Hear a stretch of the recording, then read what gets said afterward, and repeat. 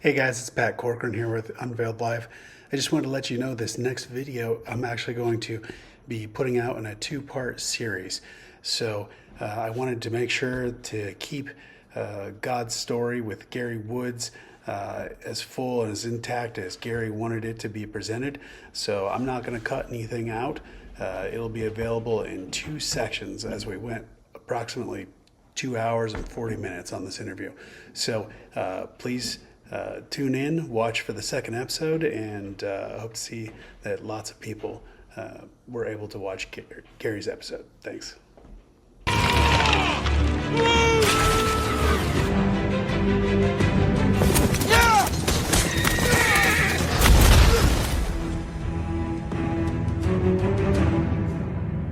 Now. Cavalry! Charge!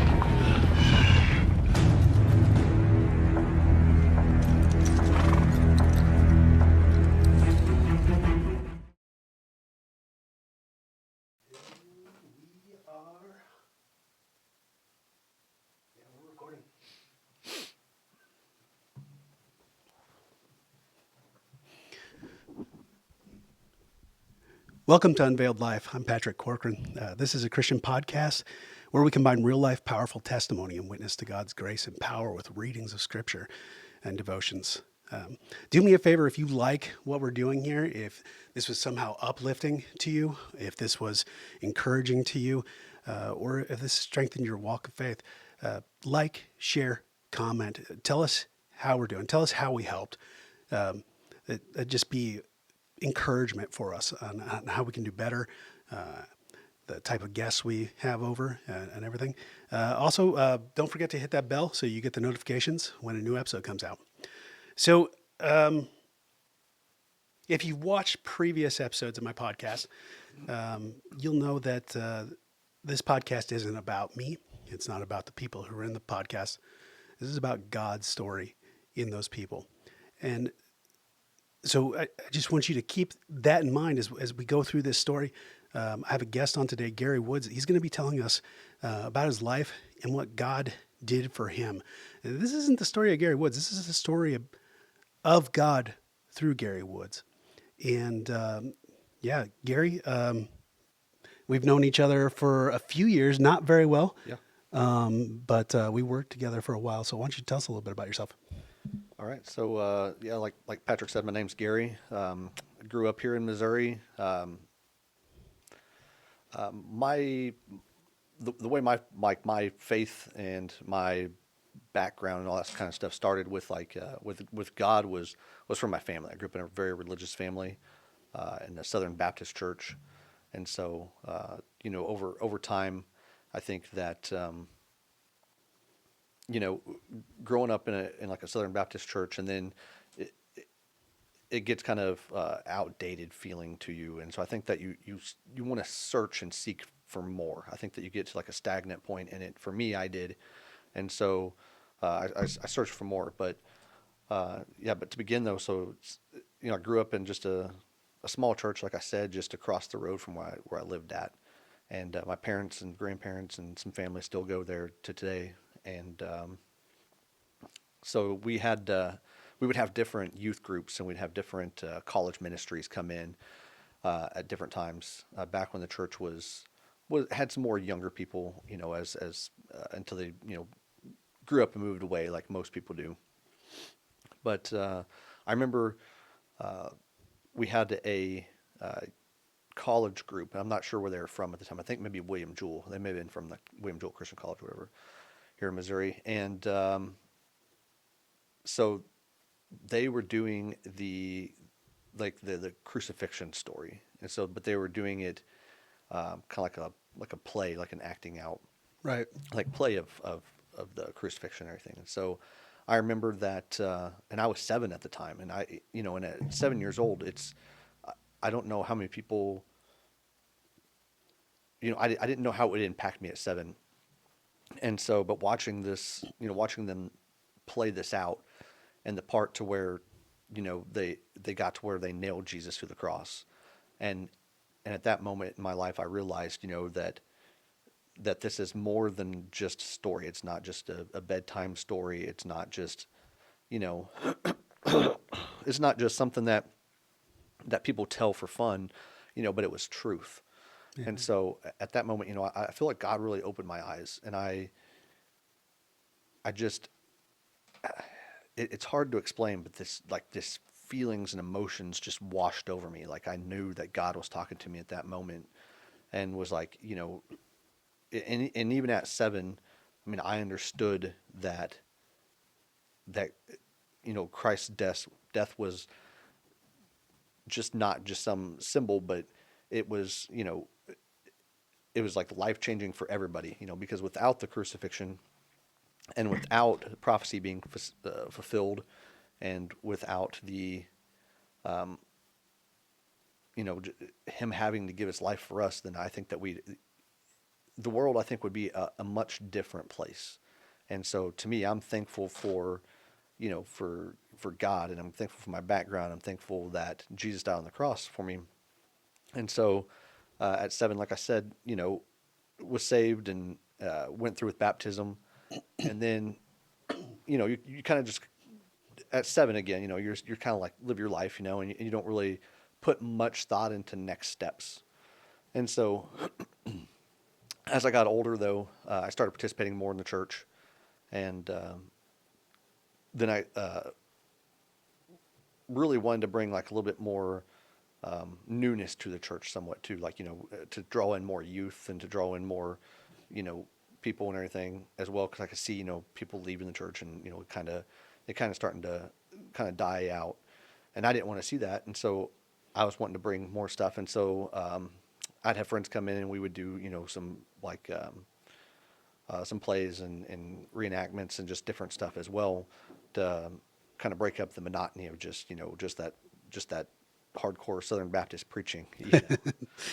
So yes, we'd bring that in, and I mean, it was good for a long time, and then you hit a certain age to where you stop thinking about it. It's like all of a sudden your friends, and what your friends are doing, and the things your friends have, and what you see, what you want to see for yourself, starts taking precedence over what God really wants for you. And so I think it's, and I fell prey to that as well. So for me, like I always knew that God had a plan for me to be a protector, and I always felt that way. And so, so from an early age, I knew that God was drawing me into some sort of, first responder role, and I didn't know what that was. And so, initially, I thought it was going to be like the military, like full time and stuff. Yeah. But I had other friends in school that did the National Guard, Army National Guard, and so they're like, "Hey, you can join at 17," and they're like, "And you can, go to basic training, and then come back and finish school, and then, go to your, the rest of the training and everything, and do all this stuff, and go to your job training." And then, can you still participate in all this? And so I was like, just captivated by that. And I'm like, oh, well, where do I sign? And so, I get a uniform? yeah, I get a uniform and I get to shoot guns and who knows what I get to experience. I may get to travel even. This sounds awesome. Like the way every recruiter sells it to you. Oh yeah, and a laptop. Yeah, Don't forget and a that. laptop. Yeah, yeah. And so, and the internet was pretty fresh though back when I joined, and so we still had dial up. So I had to wait to dial up so I could log into my my military email to check for anything that was coming down the pipe. But Not just to embarrass you by dating yourself. What year is this? so this would have been 2003. Okay, So I joined in 2003. that's the same year I signed up. Yep. So it had been December. It had been December of '03 whenever I signed up, and yeah. So things have evolved since then. A little bit. A little bit. So, but yeah. So during my time in the military, I still wanted to portray who I was, as a Christian, and so I held true to my Christian values, like during basic training, and actually basic training. I don't know if you remember, but they used to put like the little straps around your helmet, and they had the little reflectors on the back. Oh yeah, the cat eyes. The little cat eyes, yeah. And so on mine, everybody called me Preach because I was always talking about, God and the Bible and everything like that. So everybody called me Preach. So I wrote Preach on mine, and that's just what my nickname was at basic with the guys. Obviously not with the drill instructors. They were a little more harsh, but yeah, with my peers it was Preach, and then and so yeah, so I held true to that faith and that value, and I really took pride in what I did.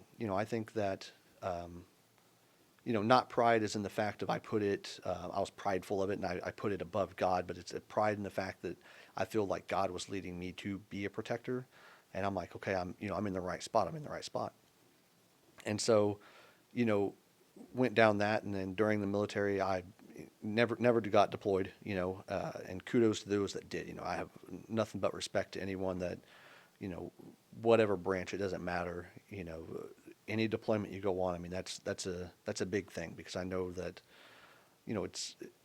it takes something from you, not just time, but it also takes mental toll on you as well.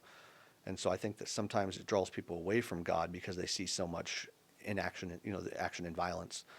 And then sometimes it draws people closer to God because of the same thing. And so for me, I was in and had every intention in staying in the military for as long as I could. But unfortunately, I was born with like my chest was sunken in.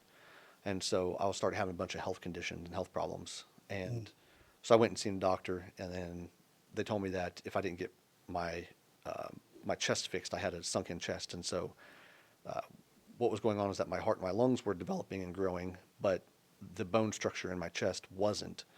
And so it was causing my heart and lungs to expand against my chest wall, and it could have caused long-term problems. And so after I met with the doctor, I had a pretty severe case of it. It's called a pectus excavatum.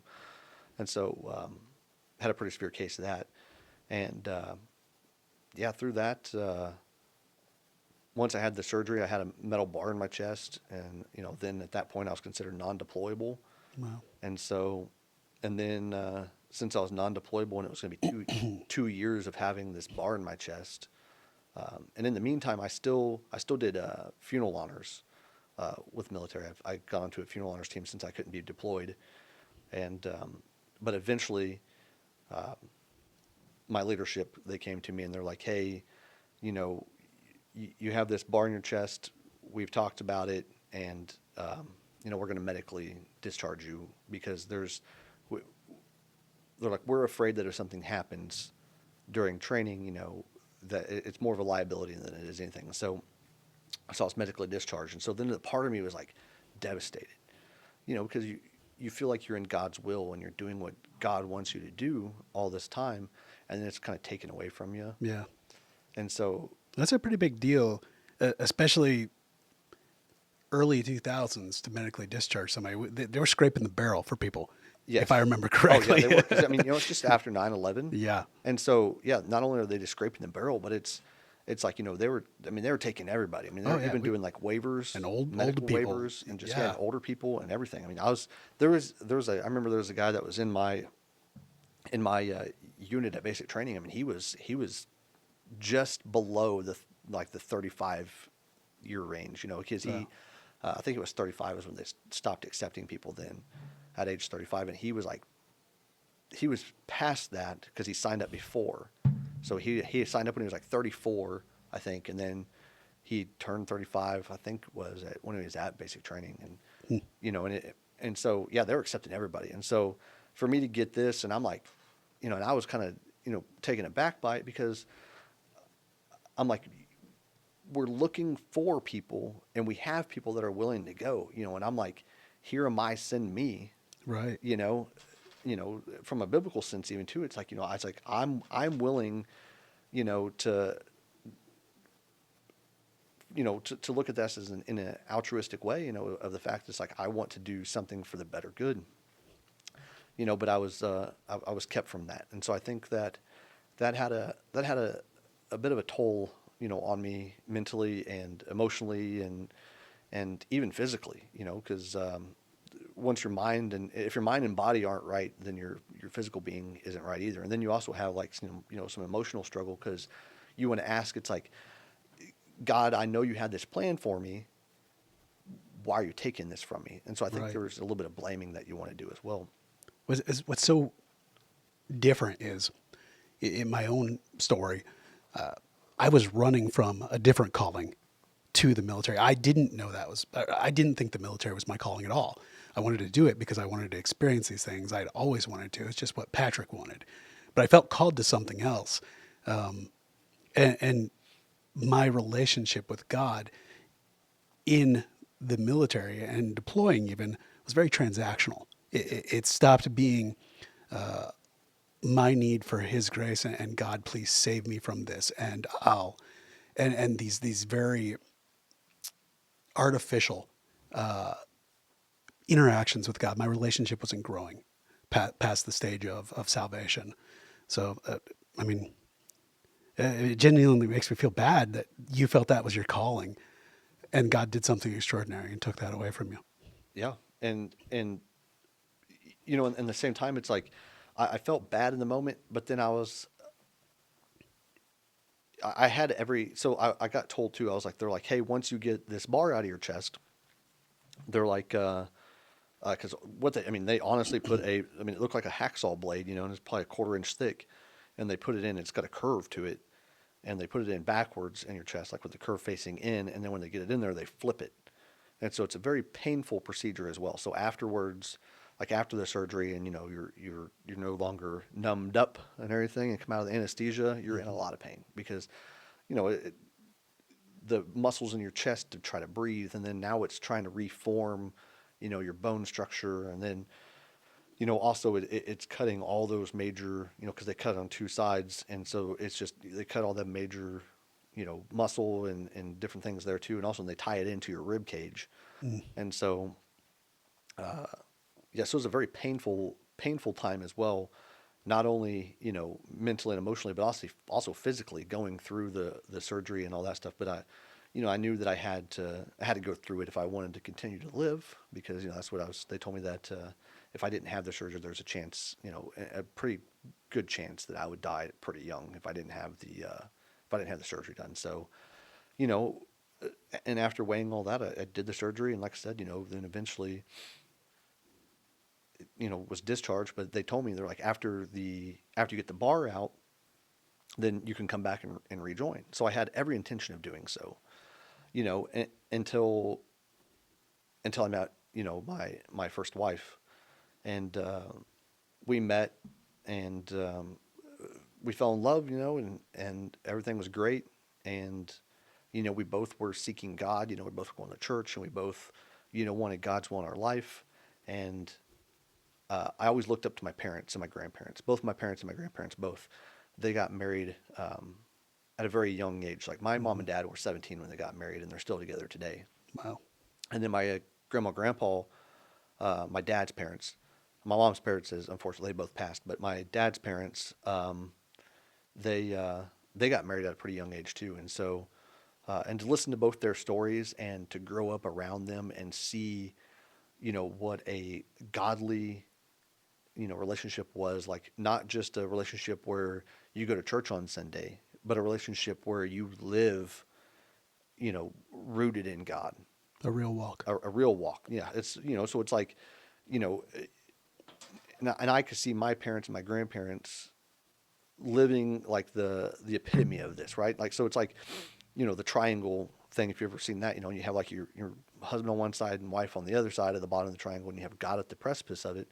And the closer that you guys get to God, the closer you get together, And so I grew up seeing that, and so that's what I wanted for my life. I'm like, I want to find someone that I can do the same thing with, and that my daily walk is to grow closer to God, and in doing so, then if me and my spouse are doing the same thing, then we become closer together, and it makes the foundation of our relationship a lot stronger. Yeah.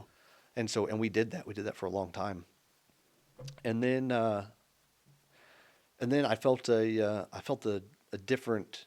I wanted to go back in the military, and so after the surgery and everything, I was talked to my wife about it, and I was like, I really feel like God is calling me back into the military, and she pushed back obviously because who wants their husband that they just married to rejoin the military and go on a deployment for a year, or more. And so, and we had also just found out that it wasn't long after that we found out that she was pregnant with our daughter as well. And so, and I was still kind of pushing to do it. And I'm like, well, I can, and I was trying to talk her into it. And I was like really ignoring, I was being a bit selfish on it, and I know that, and I'll take, full responsibility for my actions.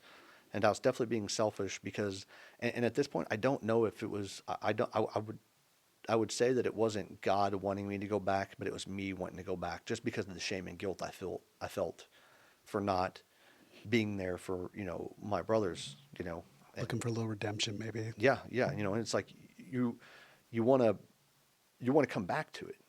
It's like, this was taken from me. I want it back. Yeah.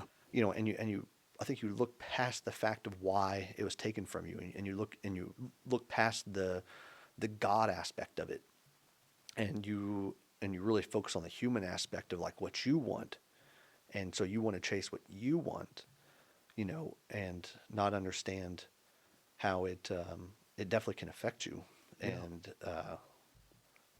and how it kind of at that point it starts your walk starts deteriorating because you're really focused on self instead of God. And so we talked about it for a long time, and then I decided that I wasn't going to rejoin, and so then I kind of job hopped for a while. I just couldn't find fulfillment anywhere, in anything that I did, because it's like I knew that God had a calling for me, and again, like I said, that's to be a protector and to live in that realm in some way. I'm like, okay, I can't do it in this, and I was like, well, maybe I'll do it through being an EMT. And Mm-hmm. so I'm like, it's still in like the public service field, I could be helping and saving lives, and I'll do that. And so I went through EMT school, and I had no idea you were an EMT. so I never actually made it to the EMT part. So I was in EMT school, passed school, did all that stuff, but then when it came to take like the test, it just kind of fizzled out because I was like, I started looking at wages of what EMTs were paying, what they're making, and It's not much. it's not much at all. And unfortunately, they're a very underpaid service, and I Very think much. that, there needs to be some, legislation. There needs to be something done about that because, those guys going out there, and they're going out there without, they're going to some of the worst parts, and they're dealing with people too. Not only are they dealing with medical conditions, but they're dealing with like mental health conditions and all this stuff, and they're going into this unarmed. Unarmed, a lot of times without police with them. Yeah, and some of them even unprepared because they've never faced any type of adversity like that, And so, I was just just major respect to people that are in that field, and that's in any public service field. It's just a lot of respect for people like that. I always like to say most people in their normal lives will experience maybe 3 or 4 crisis and death incidents in their life. But if you think about it, an EMT or a paramedic, oftentimes, repeatedly throughout their career, is the first person to hold somebody's dead child. Yeah. The first person to have to tell somebody that grandpa's dead. The first person to tell that husband his wife's passed or his baby's passed. And that's just, I don't know, we're going to get into it later here, but that's an emotional toll. And I've got this, when I talked about mental health with some people, I always talk about a scale, right? Yep. We're even across this scale. And every time something happens, we're taking an ingot from one side and we're putting it to the other. Yeah. And everybody's limit is different because we're all created uniquely by Christ, or by God through Christ. Everybody's tolerance is different. We have no idea what that tolerance is until at some point there is a limit, is what I'm trying to say. Not everybody doesn't have an infinite amount of change they can endure like that. But go ahead, though. Yeah. So, again, like I said, I looked at pay scales. I looked at a lot, talked to other paramedics and EMTs in my area, and realized that most of them had 2, sometimes even 3 jobs, to try to provide for the family. And I'm like, man, I got a kid on the way. I know this isn't gonna cut it. And so my dad he always owned was part of a construction company with his brothers growing up, and then eventually went out on his own. And so I always grew up around construction too, and so I did that for several years as well. And so was doing construction, was working at Walmart distribution center, and so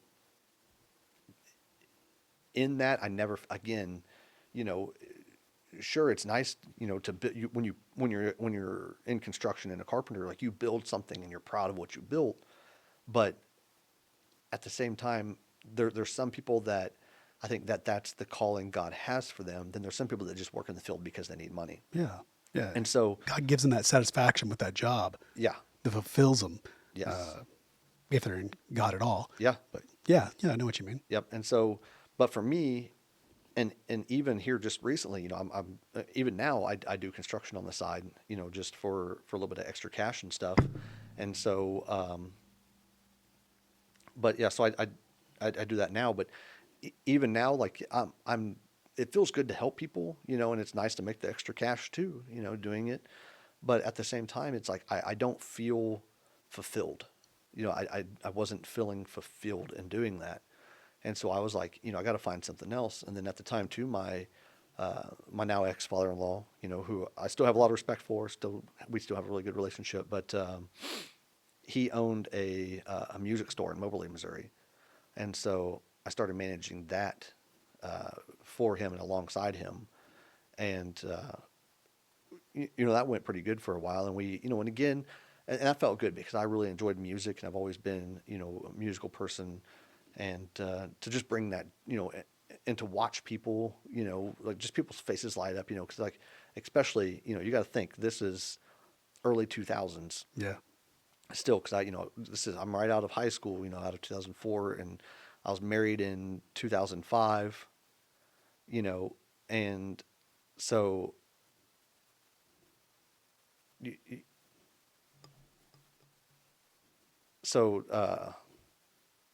sorry, I lost my train of thought there. Yeah. So anyway, Yeah, you're working at this music store. yeah, I worked at the music store. It sounds like it's somewhat fulfilling, but maybe Yeah, not somewhat quite fulfilling, there. but it's not quite to where it needs to be, Yeah. And like I said again, it was like the early 2000s, and everybody's like, that's whenever, like, music was like just everyone, everybody wanted to be a musician and stuff, and you had all, like, these, like, some of the best rock bands were them, like, them, early, like, late 90s, early 2000 rock bands, and so, and then also, like, that's whenever, Christian music really kind of hit the stage, I remember, yeah. because you had, like, the Wow CDs coming out, and I just want to throw this out here.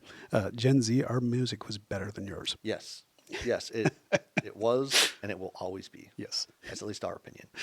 So, yeah, so did that for a while, and then it's funny how God works in our lives and through our jobs, and through people that we meet in our jobs too, to bring us back to Him. I mean, that can go even with this right now, us sitting here right now talking, Yeah, very much.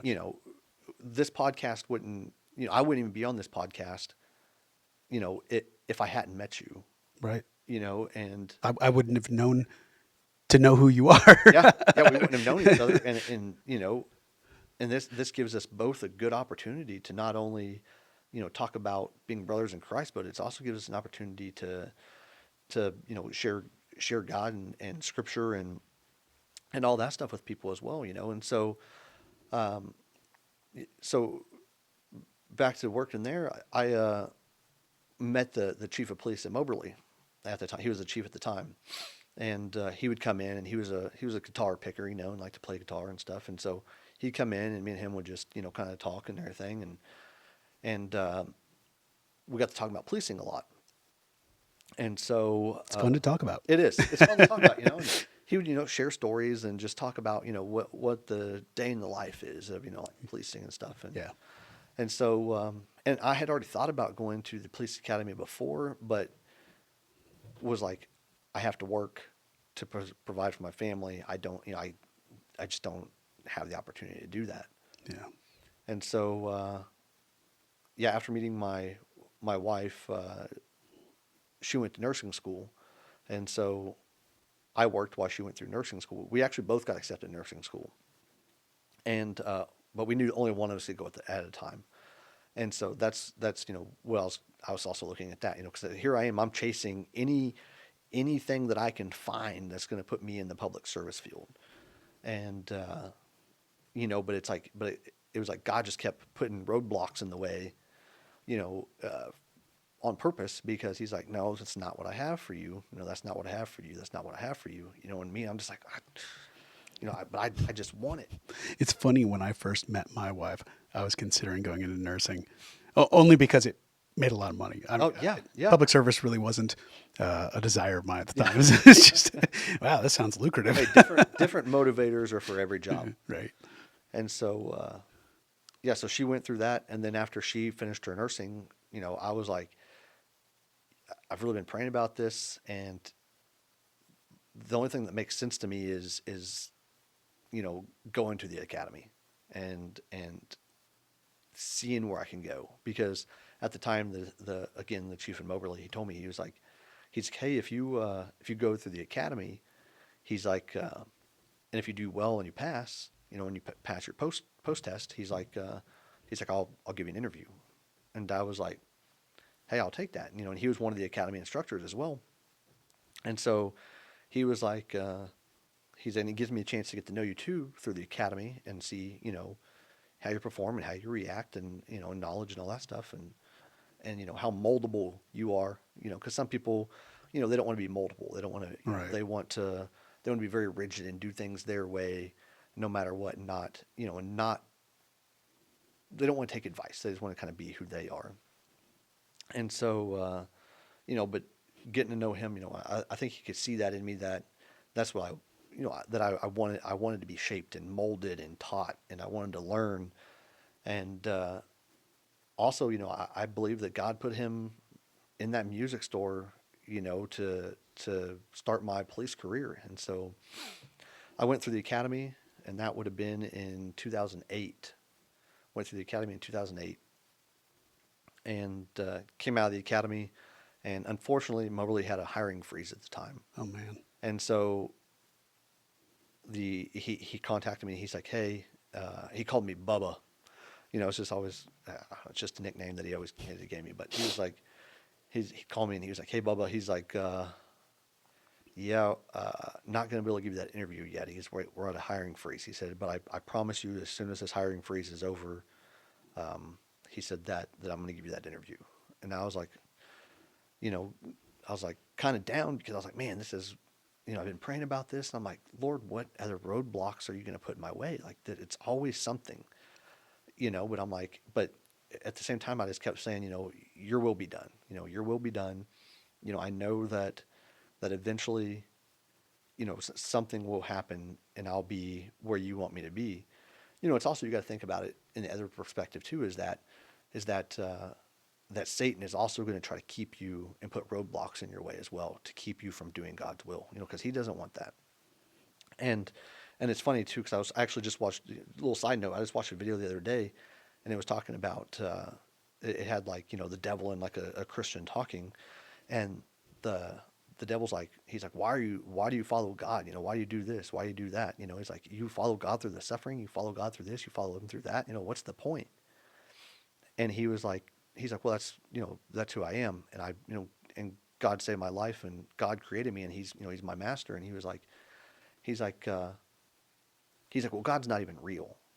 He's like, the devil was like, God's not real. And he's like, and so he's like, well, how can you follow something that isn't real?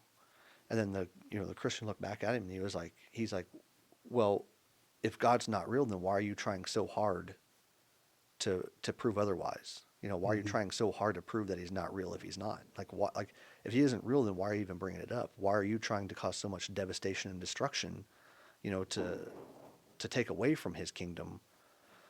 And so that was kind of moving. I was like, and so I look at that as like the way that, things in life happen. Things in life happen. So you get roadblocks sometime, and that's because the devil stands in your way. I've heard it said the greatest lie he's told is Yeah. that he doesn't exist. That it doesn't exist. Yes, exactly. And so it just seemed like roadblock after roadblock. And then at the time, I heard that the Randolph County Sheriff's Department was hiring, and Okay. so for their jail staff. And so I talked to the chief or the sheriff of Randolph County at the time, and he said, "Yeah, we're hiring in the jail." He said, "Here, call the jail administrator." He's like, and also he said, during that time that you're working in the jail, he said, you can also be a reserve deputy. He goes, I'll swear you in. He said, and he goes, you can be a reserve deputy as well. He said, now that's a volunteer reserves position. He said, so you won't get paid for that. He said, but you will get paid for working in the jail. And at this time, I'm just chomping at the bit to get my feet wet in policing. And so I was like, okay, I'm all for it. And so took that job, and I worked there from the beginning of 2009, right out of the academy. I started working there. Finished the academy in December of 2008, and then it was the beginning of 09 is whenever I started working at the sheriff's department. And so during that time, Moberly lifted their hiring freeze. Okay. And so that's whenever I got a chance to get this job at Moberly. And so I went in for my interview. I guess I did good on my interview because they called me back for a second one. And then they sent me for a psych eval. And then they sent me for a lie detector test.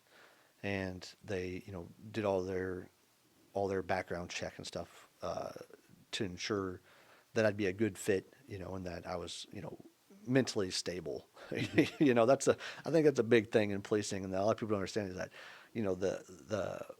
the mental fitness has to be there, and they want to make sure that you're not getting into that job, because you want to drive cars fast and shoot guns and all that. You got to be there to want to help people. Yeah. And no, I don't think that every cop is that way. I think that some of them are definitely do it for the wrong reasons. But that's any job. I think that there's bad apples everywhere. And so, but I knew what I wanted, and that was to live my life for God and to pursue what I felt Him calling me to do. And so, get into policing, and I'm really getting into it, and my wife is really getting into her nursing career at the time. And then something happened. It's like then we both found ourselves. Well, I noticed it, and that we both started falling away from God. We both started chasing, we just started chasing like our desires. And I know that she was influenced by people that she nursed with, and I was definitely I was 100% influenced by people that I policed with, and also you see so much bad all the time in policing. Like you said, there's not there's a threshold. It's not just a continuous. You can take this and take this and take this and take this, but there's a threshold that you finally reach. And so for me, when I reached that threshold, I turned to alcohol, and so I started drinking, and that was to help cope with everything that was going on, because you don't want to admit that there's something wrong, Right. and that, because Moberly is not a very big place, not a very big department, but working there, you see a lot, because it's a small enough town, but it's a big enough town to where you experience a lot of stuff very quickly. And so, some of the hardest stuff to deal with was, like you said, like dealing with any type of child crime or any type of child passing. It takes a toll on you because children are our future, and without them, I don't know. I don't even know where the world would be if, and it's just very hard to see that. And I also looked at my own kids and I'm like, man, I don't understand it. I don't understand why God takes away like that. It's just, you can't, I think when you become a parent, you can't not see suffering in a child and not think of your own child. Yeah, for sure. They're just so innocent, and you know that because you live with them, and it makes it different once you're a parent. So. Yeah. Yep. And so then also you see a lot of, people take their own lives, and seeing people at that state of life, and then what that does to families and what that does to friends, it takes a toll on you. It really takes a toll on who you are, and it really takes a toll on you mentally, emotionally, even physically, because if your mind, like I said, like if your mind and body aren't right, then your physical state's not going to be right either. And so, you have to try to find some outlet. My outlet was drinking, and going to these parties all the time and doing all this stuff. And then I got to a point to where I didn't want to be part of that anymore. And so I told my ex, I was like, hey, I'm done with all this stuff. I don't want to do this anymore. I don't want to drink. I don't want to party. I don't want to do all this stuff. Had she kind of fallen into that same life? Yeah, she had fallen into the same life. We were going to parties together all the time. And, and I saw it as a very sad and lonely life, because you're chasing what you want again. You're back to chasing what you want, and you're not living the way that God wants you to live, and you make a lot of stupid mistakes while you're with drinking, and when you're chasing what you want and your desires, that's whenever you're at your weakest, and that's whenever the devil's going to exploit that. That's when Satan he's gonna exploit that and put thoughts and everything in your mind, and just cause you to go down the wrong road. And so both of us kind of fell away, and then which really I think put a rift in our marriage, and it just got to where it was where we just couldn't fix it anymore. Yeah. We tried counseling, we tried everything, and it just got to a point where it couldn't be fixed. Yeah. And so when all this is going on, and you talk about chasing your desires, and you knew, sounds like, that you weren't living the life God called you to live. How was your walk? How did you feel? Was there guilt? What was going on there? a lot of guilt and shame. Because you see it, you're like, man, I go to church every Sunday. So you're still attending church? Yeah, still attending church during Okay, all this. wow. And so it's like, you go to church every Sunday, sometimes would sing with like the worship band at church, and would still participate in all the church activities, and, want to be involved in everything that's going on. And so it's like you're living a double life. Yeah, I get that. And it's like on one side of the spectrum, you're living like your earthly life and for the things that you want. And on the other end of the spectrum, you know that you should live your life for what God wants from you, because, life is not without purpose. Like all of our lives have purpose. And so whenever you live your life not seeking your purpose, then it's always going to be, rocky and tumultuous. And so I think that I started noticing that, and I started feeling that, and getting divorced, it's never an easy thing, I don't think it's easy for anybody. And, and it really struck me too, because I'm like, man, even the Bible talks about, how God hates divorce, and so, and I just felt like I was letting not only myself down and my wife down and my kids down, but ultimately, my main thing was like that I was letting God down. Mhm. And so I think that that kind of put me into like this, I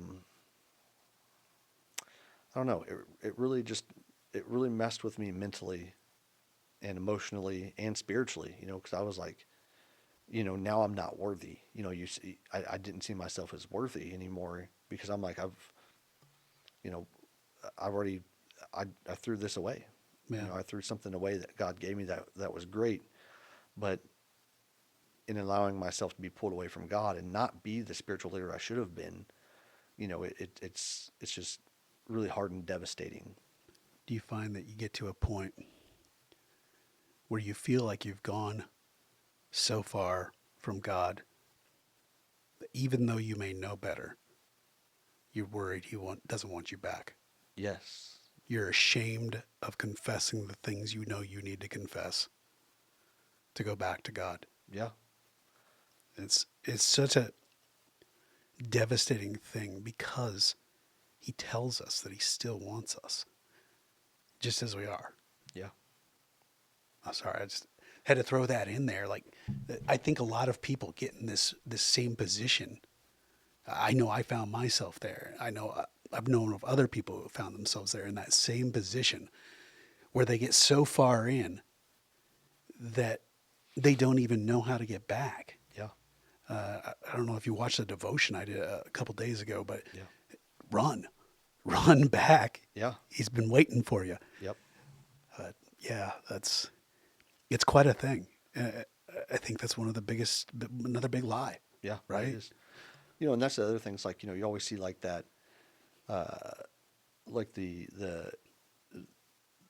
those illustrated metaphors of, you have two people that have dug themselves into a hole, and you have one person that realizes that he can dig steps to get out of that hole. And then you have the other person that's just sitting on the ground, and it's just, lost. And they're like, well, they just give up, Yeah. and I think that people do that with their walk with God sometimes too. And, sometimes it takes a while of just sitting there thinking that you're done before you realize that, hey, I can take myself out of this. All I got to do is ask God. Like, I have the tools, I have the knowledge, and all I have to do is confess my sins and just ask for his forgiveness, and it's there. It's unending. Yeah. God's grace is unending. And so, and that's the whole point of sending his son to die for us, is that no matter what we do, that we can still come back, and so. There's not any sin so great that Yeah. Christ can't cover it. Yep. And, Not any. and that's where a lot of people, they question us as police officers, and who are Christians. They're like, well, how can you see people do such terrible things? And, and they're, don't you just wish they'd all die? It's like, well, no, I don't, because they're still a brother in Christ. They're still a human, and God still may have a purpose for them. I was like, does everyone change? No, they don't. There's people that make that decision. Still his creation. Yeah. They make that decision to not accept him and to not be part of his kingdom, but it's like, it's still our duty as Christians, to love those people, to show them love and to show them that God is love, and he's just the ultimate truth of love, is that's what God is he's 100% love. And so, I think that's where too, you kind of fall away a little bit, because like you see so much of this stuff too. And so it is hard. I mean, it's not easy to love those people sometimes, but it's hard, but eventually, you see it for what it is, and you're like, this is a human being who is obviously troubled and is struggling, and the devil's got such a tight grip on them, and they're just not willing to try to break free. And like you said, run. Yeah. You can always just run back to God, run to God. If you've never been to God, you can run to Him as well. Yeah. He's there. He wants to take your burden. Yes, yes, 100%. And so, yeah, so kind of circling back around to like my like me policing and everything too. So when I worked for Moberly, I was ended up getting on the SWAT team there. I was a supervisor as well, and so then I started wanting to really kind of shift my focus back towards God. And so there was a verse that always kind of stuck out to me, especially with policing, and it's Psalms 144:1. It says, "Blessed be the Lord my strength, who teaches my hands to fight and my fingers to war." And so, and during that really made me think. It's like that we don't want to cause harm on anyone, but God's will be done. And if we have to, things are going to happen, and we just have to be ready for it. And we have to pray that God is with us in those hard times, and it's not, and it's not saying to do, to be violent, but it's just saying, just prepare us for that. And it's not just preparing us physically or emotionally to have to take a life or anything like that, but it's to prepare us to deal with that, even in a non-violent manner. We live in a fallen world. Yes. And that is bare bones. That's the facts. Yeah. Because of our sin, men's sin, we're in a fallen world. And so long as we are in a fallen world, it'll be dominated by evil. Yes. And so there has to be some deterrent, some defense to the innocent, and somebody who has to stop that bad thing from happening, Yeah. and to defend everybody. Yeah, because like in Matthew, it says, "Blessed are the peacekeepers, for they're the children of God." And so that and that's the way I saw myself. As like a peacekeeper. And sometimes peace isn't always. Peace comes in different ways. It's not always an easy way to obtain that peace. Right. And so every time I remember every time I was getting ready to go into a SWAT call out when I worked for Moberly, like I'd get in our SWAT vehicle, and I would just bow my head for a second, and I would just say that verse to myself.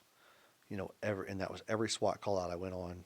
On the way I'd say a little prayer, and I'd just recite that verse to myself. I'm like, just blessed be the Lord my strength, to teach my hands to fight my fingers to war. And I just mentally prepare myself for whatever happened once I came out of that vehicle, and once we approached that door or that car or whatever we were coming up on a SWAT and everything too. So, and then then eventually I became a supervisor, like I said, at Moberly, and then now you really have to think about you can't just think about yourself. Now you have people that are under you. Mm-hmm. And so now you have to think about, everyone collectively. Yeah. And so, and then you feel, and you have to take responsibility for what your people do, as well. And so whenever I first became a supervisor, I pulled all the people that I supervised aside, and I was like, hey, I want our shift to do things, legally, ethically, and morally. I said, and I would tell them, I'm like, in short of, you flat out killing somebody, I'm like, we can fix anything. I was like, and sometimes by fixing that means we have to take responsibility for our actions. And some of those responsibilities for our actions may be a punishment, or it may mean the end of your police career. But, I would tell them, I'm like, I'm going to stand behind you 100% as long as you did stuff legally, ethically, and morally. But outside of that, I was like, I can't stand behind you on it. I was like, I'm not gonna back you up on it. I was like, so I expect you guys to do the right thing. And so that's how I ran my shift all the time. And I never really had an issue out of anybody. I never had any issues with anyone stepping outside of that. Everything was, and I think that they respected it that I told them that way. And I was like, I've got your back the whole time. And I would tell the guys that I supervised too. I'm like, if I tell you to do something, I want you to write in your report that you did it because I told you to do it. I don't want there to be any question. I was like, I'm not going to be one of these supervisors to tell you to do something, but then I'm going to hide behind you doing it, but I want you to put it in there. I want you to write it in there. I did this because he told me to. And I said, so that way the blame falls on me. Yeah. And so, and it did a lot, and I took responsibility for that because that was my decision. And so I would get phone calls from the chief, and he'd be like, "Hey, why'd they do this?" And I'm like, "Well, as it says in the report, because I told them to." And I said, "And here's my justification as to why." And so after he would listen to me and hear my justification as to why, he'd be like, "Okay, I understand it." And so everything just worked out. Even though it was like, people would like second guess it for they want to Monday morning quarterback it, but after the fact, and after they heard the justification, I think that that's the important thing too, is you have to have a reason to, you have to be able to back it up. You can't just make a decision with no reason as to why you're making that decision. Yeah. And so, so that's how I kind of led my group of guys and everything and gals. And so, and it was a good time, and so, but then eventually I felt like, God was calling me for something bigger yet again. And so I had some other friends from Moberly that had already went to Columbia Police Department. And so for myself, I then, put an application in at Columbia Police Department and got hired there too. So in 2015, I started at the Columbia Police Department. And in my own opinion, I excelled pretty quickly, because I wasn't there very long before I was on the SWAT team in Columbia, and I was a breacher and a breacher instructor. And then I was an FTO, teaching other officers and kind of, showing them the way, in a sense, I guess. And hopefully, again, doing things legally, ethically and morally, because I think that's I think that's an important part of not just policing, but our everyday lives. Yeah. It's just to put that best foot forward no matter what. How was your relationship with God at this point? At that point, it was kind of back and forth, honestly, because, I knew that, and so before, so that, so I prayed before I took the job at Columbia, or before I even decided I was going to make that move. And before I decided I'm going to make any move with a work or anything that, any major decision in my life, I should pray even for the small decisions. And I'll be honest, I don't do that sometimes. But for major decisions in my life, I always pray, and I'm like, Lord, if this is something that you have for me, then make it happen. Then I trust you with it. But if it's not, if this isn't what you have planned for me, then just take it away. I don't even want there to be a hint of that this might be something from you if it's not. I want this just to be just done. Just take it completely away from me. Yeah. And so, and that's how I feel about my career at Columbia in ways as well, because whenever I prayed about that, I interviewed and, I got hired pretty quick, immediately. And then, I got offered the job immediately, then obviously there's a waiting period before you come in, because you have to wait for, for a field training officer or something to be available to actually train you, or to learn their way of policing, and their policies and procedures and all that stuff. So, so when I started, I was pretty excited and knew that I was there because that's where God wanted me at. But at the same time, I'm like, it, you get around people and you want to be like, you want to make, you want to conform. Yeah. Conformity is a thing, right? It's like you want to fit in. Yes. And so I think that fitting in and that desire to want to fit in really takes, it can really kind of take a control of you in a negative manner for sure, because, yeah, prior to starting there, even prior to starting, I cursed, like a sailor, and that's something I'm not proud of. I still curse like a sailor. Yeah. I'm recovering. There you go. I try. And so, I was, drinking all the time still and just cursed like a sailor. But I still felt like personally, I still felt guilt about all of that. But at the same time, I was like, nah, everyone else does it. I see all these other people, too, that are, that are out there and doing this. It's like, what's this going to hurt? What's this going to hurt? What's this going to hurt?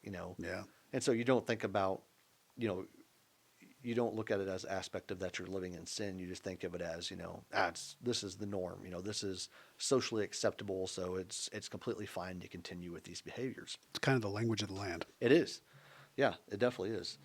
And so, so I started my career off that way. And, and it's funny too, because I told myself, prior to starting at Columbia, I'm like, okay, you get a fresh start, Gary. I'm like, you get a fresh start. You get not only a fresh start at a new place, but you get a fresh start in how you represent yourself and how,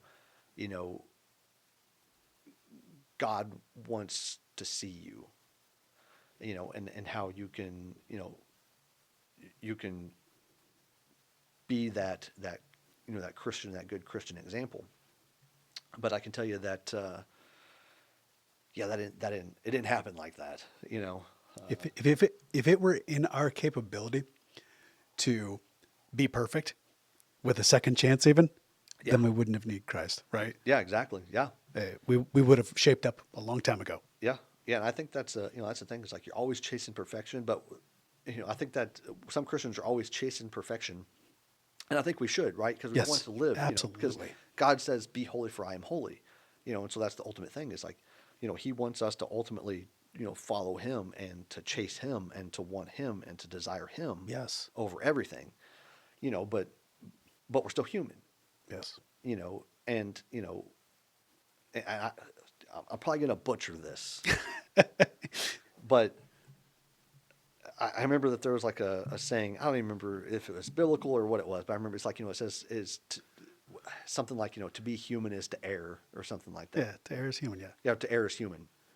And so, and that's the thing, is we have to see ourselves as perfectly imperfect. Yeah. Because God made us in his own image, but we're also not perfect. And there's no way we're ever going to be. There's only one true human figure that ever walked this earth, and that was Jesus Christ, God's son. And he's the only person that lived and walked and breathed on this earth without sin. And the sin attributed to him is ours. Yeah. Yep. And he took all of our sin upon him and took that to the cross with him. And that way we can all be, saved and that way, his grace is always open to us, because without that, if we didn't have Christ and if Jesus didn't die for us, I don't know how much of the Old Testament you've read, but I would be scared all the time that God was going to smite me down right there, because I do a daily Bible study too, and right now I'm going through. I'm using a Bible that I'm using is the 1 year Bible. Oh yeah. And so, Yeah. and the way it breaks it up is like New Testament, part of it's Old Testament, and then it's New Testament, and then it's Psalms and Proverbs. And they're like, sometimes there's a correlation Yeah. with the New Yeah. Testament, Old Testament So it all verses. Yeah. kinda- I've not actually done that plan, but I know other people have done that plan. Yeah, yeah. Yeah. And so, quick shout out for anyone that's looking for it, that Bible. I actually have a friend. She's from Moberly. Her name's Paige Comstock, and so anyone that wants one of the 1 year Bibles, if you just go to I believe it's Instagram and it's like a 1 year Bible or something like that. You can reach out to Paige on that, and she can. I mean, and those Bibles she does. Her one of the things that for her is that she feels God has given her the mission to hand out 1,000,000 1 year Bibles. That's cool. And so, and she has like a counting tally too of how many she's handed out. I mean, Yeah. it's like hundreds of thousands or something like that. Give me the address. I'll put it in the description. Yeah, I'll definitely get you that. So, and so, yeah, huge shout out to Paige and you know what God has laid upon her heart, because I don't know how many of those Bibles I've given. You know, I've been able to give to people, and that through her ministry, you know, of doing that. And so that's, you know, and how much of a thing that's been for me on changing my life as well. And so also that Bible is actually accessible on Audible as well. So for those of you that have Audible, look up the 1 Year Bible. It's by Tyndale Publishing. And if you don't like to read it, or read it to you. Yes. And so, or if you fall behind a few days and you want to catch up, you know, just play it while you're at work, or play it, you know, in your free time. You know, play it while you're in the shower. Put it on a speaker and play it while you're in the shower. Just, you know, it's always good to get lost in God's word. God's word is always good. And so, yeah. So for me, like right now, like I said, I'm in Exodus, and that's part of it. That's a really hard time, you know, because that's whenever, you know, the Israelites were coming out of, you know, out of Egypt, and they were, you know, headed towards the Promised Land, and there was lots of Old Testament rules that are, you know, very, very, very specific. And if you didn't follow those, you know, God would strike you dead right there. Yeah. You know, and so, And there was always a limit, right? yeah. God's merciful. Oh yeah. But at some point, Yeah. he's always merciful, but at some point his law is perfect, and the consequences are also perfect because he's perfect. Yes. And there was always a limit to how much of our BS Yeah. as humans he would put up with Yes, definitely. before he brought his wrath. It seemed like to me when I was going through Exodus last. Yeah. Yeah. Well, I mean, it's not only that too, but it's like, you know, whenever you look at Sodom and Gomorrah, you know, it's like Lot pleaded with God. He's like, you know, because the number was, you know, pretty significant, that God was like, if you can find this many people, and he's like, okay, God, what if I find this many? He's like, okay, yeah, if you can find that many. He's like, okay, but what if I find this many? Please don't destroy it. And he's like, okay, what about this many? And I can't remember how many it is, you know, that he got down to. And it was, I mean, I can look it up here real quick. Just Yeah. While you're doing that, it just always is. God desired communion with his people so much that how many times did he talk about completely starting over with Israel? yeah, Yet he was merciful. All so that someday he could send a way. When it was the perfect time, he could send Jesus. So there was a way that he could have communion with us.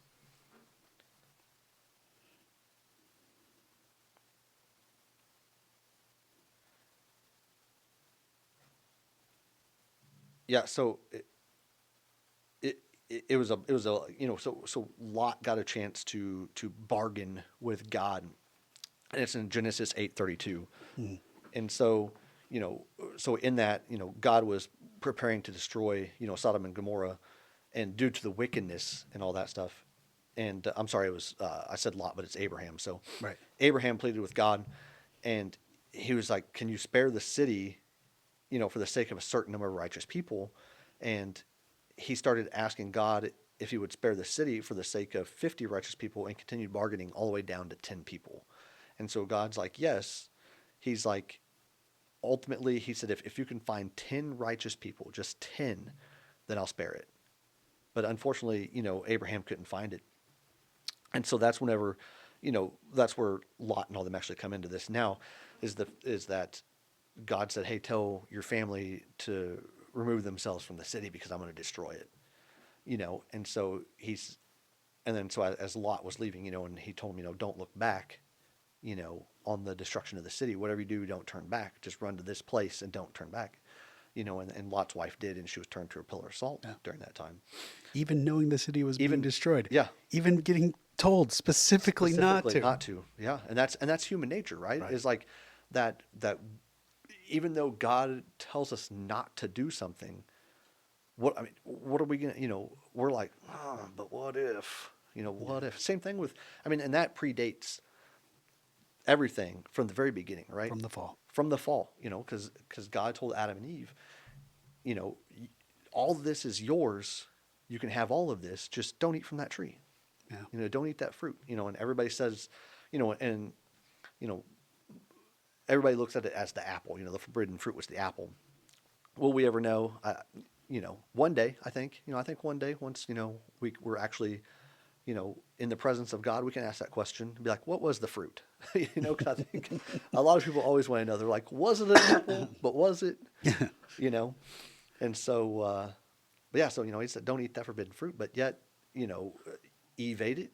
She gave it to Adam, and then now there's the fall, so it's like from the very beginning, men have been doing sinful generation now. Yeah. Yeah. And then we also talked about, running from God's will, and before this, we were actually talking about how we both look at ourselves, in the way of, Jonah. Oh yeah.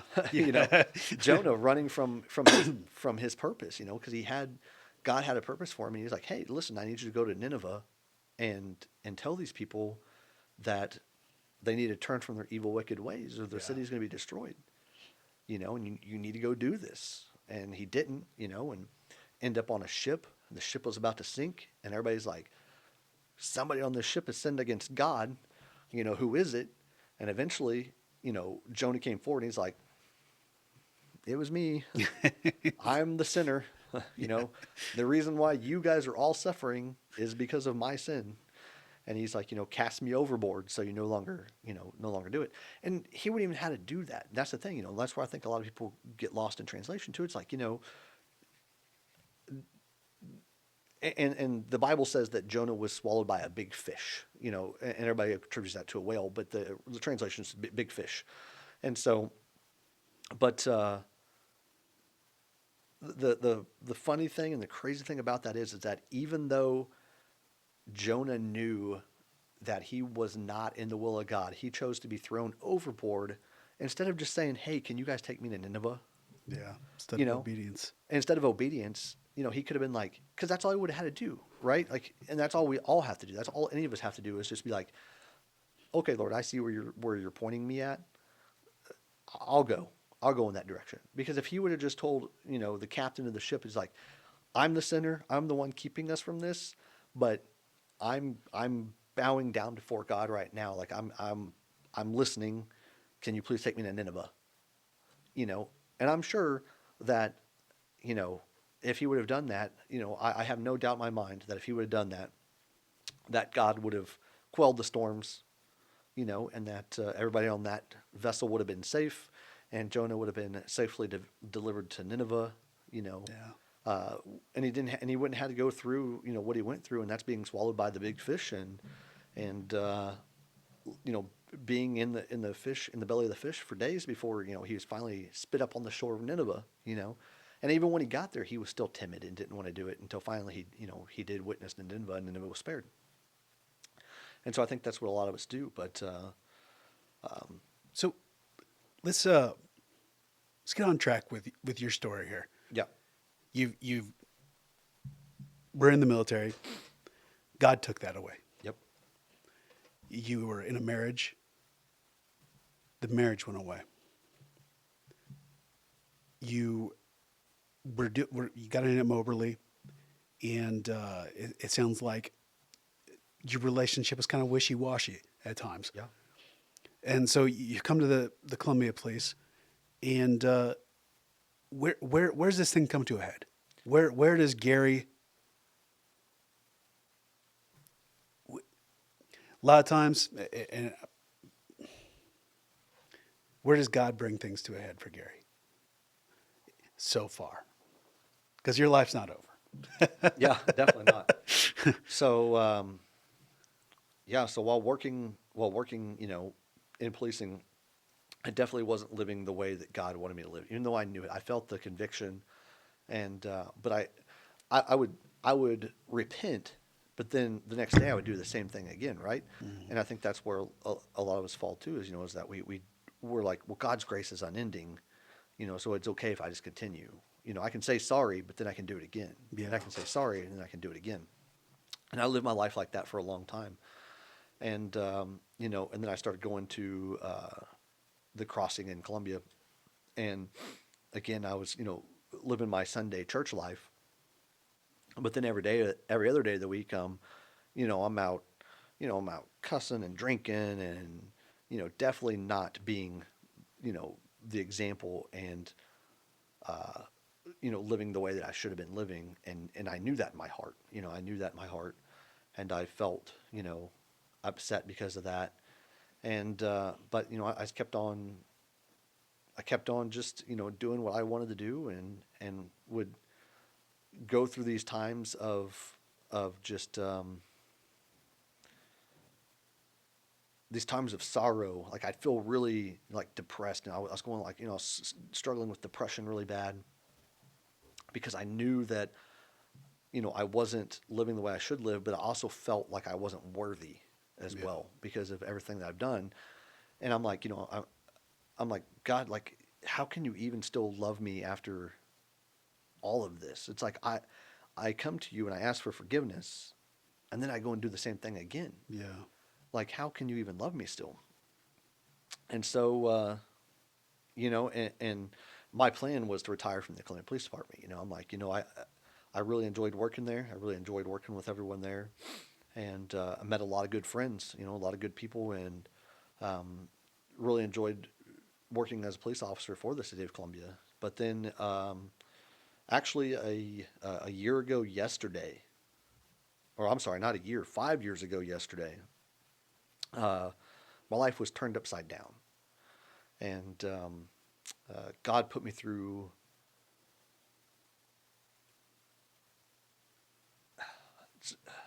Man, I was really put to the test 5 years ago, and so on that specific day, it was about time for, and I was in street crimes at the time, so I was working as a street crimes detective. Without going into too much detail, but I remember that we were called to help out patrol Mm. on a call that evening, and during the course of events, um, ended up in a officer involved shooting, um, where um, you know an individual lost his life, during that, and I was you know I was the cause of that, and you know whenever you whenever you take life, it whenever you take a life, it changes who you are. Like it almost takes something away from you as well. It takes some part of innocence away from you, And so I think that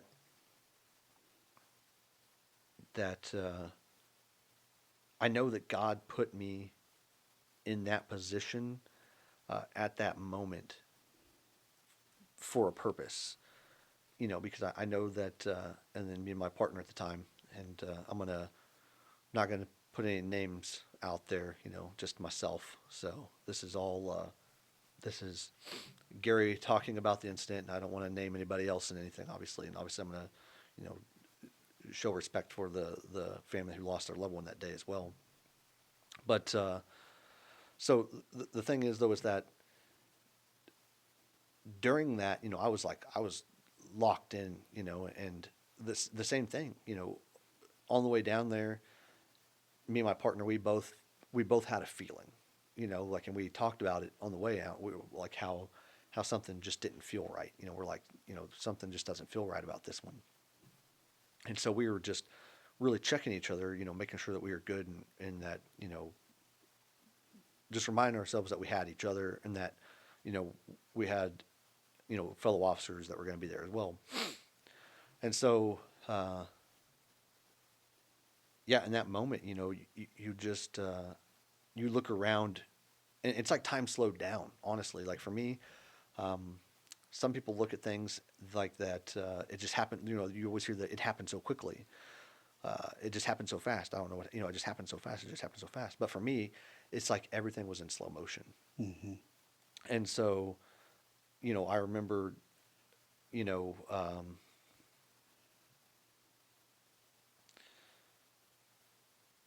you go through something like that, and then after it's all said and done, and this was a long event. I mean, we were out there for hours, and this was in March, and so um,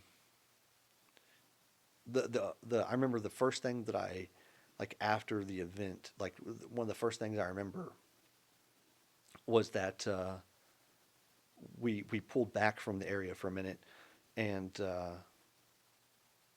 then the only feeling that I had, like really at the time, was just that I was cold. Like not cold in the sense of like no feelings, but cold in the sense of like I was cold. Like physically I was cold because it was cold outside, and I just had on just a long sleeve shirt at the time. Didn't have a jacket or a hoodie. I didn't have anything. No other layers on. And I just remember I was up there, but I didn't feel anything until it was over. And all of a sudden, then I just had like this. I was just freezing cold. Hmm. And so whenever you go through traumatic events, like you have, like auditory exclusion and also, visual exclusion too. Like, your brain isn't, your brain just isn't keeping up with what's going on at this point. No, You know, it's yeah, because I'm researched in this. Your brain is doing what it believes absolutely necessary for you to survive at the time yeah, alone. yep. And that's how shock sets in too. Like, and, the same thing with like shock. Whenever a person goes into shock, it's like your body is physically pushing, everything to one area, and so that's how people, they go into shock as well, and shock can end up killing people as well, because their body is just literally starts shutting down different parts of the body to push blood towards other parts, and it's just too much for some people. But I just felt just extreme cold, and so I remember that I was looking for our patrol car, and I'm like, where is our patrol car at? And I probably ran by our patrol car like 5 or 6 times, like right by it. I never even saw it until after everything was said and done. Mm-hmm. And I looked over at my sergeant, and I'm like, hey, I'm freezing. And he was like, oh, I've got extra stuff in my SUV. And so I went over and I just grabbed his hoodie and threw it on. And I told the driver of our armored vehicle, I told him, I was like, hey, I'm getting a jacket. Don't go back up without me. Don't go back up without me. Because I still had that sense of duty, and I still felt like I was like, I knew that God had put me in this place at this time for a purpose, even though it was it was a life-changing event, but he had me there for a purpose. Mm-hmm. And I felt that purpose, and I was like, do not go back up without me. And so I got back, in our armored vehicle and went back up, and then at the and I was good, I felt good, and I was, Yeah. finally got some warmth, some layers on, and so I was feeling better at the time. And then everybody kept asking if I was good, and checking on me,